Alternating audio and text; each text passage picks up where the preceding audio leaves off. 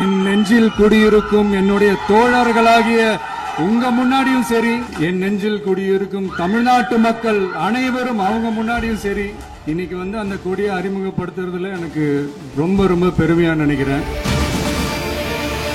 கொடிக்கு பின்னாடியும் ஒரு இன்ட்ரெஸ்டிங்கான ஒரு வரலாற்று குறிப்பு ஒன்னு இருக்கு. நீங்க எல்லாம் ஒரு நாளுக்காக வெயிட் பண்ணிட்டு இருக்கீங்கன்னு சொன்னல, அன்னைக்கு நம்மளுடைய கொள்கைகள் என்ன, நம்மளுடைய செயல் திட்டங்கள் என்னன்னு சொல்லும் போது அன்னைக்கு இந்த கொடிக்கான விளக்கத்தையும் நாங்க சொல்றோம். அது வரைக்கும் ஒரு குறிப்பிட்ட ஒரு நாளுக்காக நீங்க எல்லாருமே வெயிட் பண்ணிட்டு இருக்கீங்கன்றது எனக்கு நல்லா தெரிஞ்சது. எஸ், நம்ம முதல் மாநில மாநாடு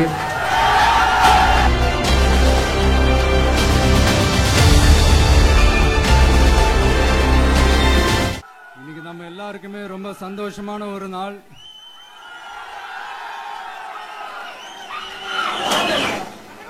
நான் என்னுடைய அரசியல் பயணத்தை தொடங்கி அதுக்கு ஒரு தொடக்க புள்ளியா நம்ம கட்சியினுடைய பேரை போன பிப்ரவரி மாசம் நான் அறிவிச்சேன்.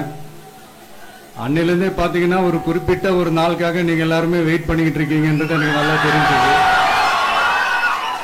எஸ் எஸ், நம்ம முதல் மாநில மாநாடு, அதுக்கான ஏற்பாடுகள்லாம் நடந்துகிட்டு இருக்கு. கூடிய சீக்கிரமே அது என்னைக்கு எப்போன்றதெல்லாம் நான் உங்களுக்கு அறிவிச்சிடுறேன். பட் அதுக்கு முன்னதாக நீங்க எல்லாருமே கொண்டாடி மகிழ்வதற்காக நம்ம தமிழக வெற்றி கழகத்தினுடைய கொடியை இன்னைக்கு நான் அறிமுகப்படுத்தியிருக்கேன்.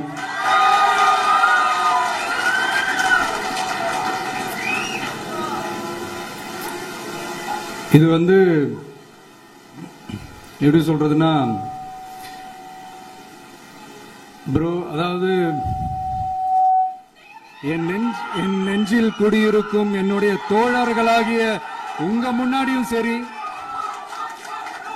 என் நெஞ்சில் குடியிருக்கும் தமிழ்நாட்டு மக்கள் அனைவரும் அவங்க முன்னாடியும் சரி, இன்னைக்கு அந்த கொடியை அறிமுகப்படுத்துறதுல எனக்கு ரொம்ப ரொம்ப பெருமையா நினைக்கிறேன்.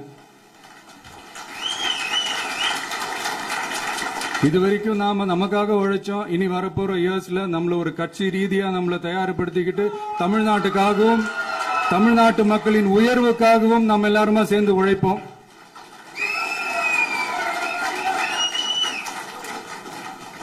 இந்த புயலுக்கு பின் அமைதி, ஆர்ப்பரிப்பு, ஆரவாரம்னு நம்மளுடைய கொடிக்கு பின்னாடியும் ஒரு இன்ட்ரெஸ்டிங்கான ஒரு வரலாற்று குறிப்பு ஒன்னு இருக்கு.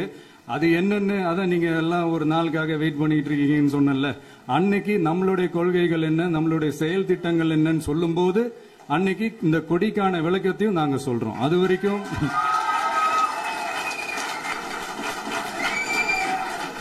ஒரு சந்தோஷமா, ஒரு கெத்தா